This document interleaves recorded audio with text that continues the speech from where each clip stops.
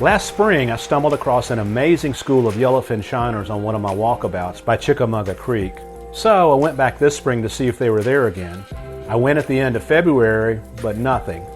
And just a month later, there they were, all shined up in their flashy disco jumpsuits and looking for love. This beautiful coloration is temporary. They only show it off in the spring.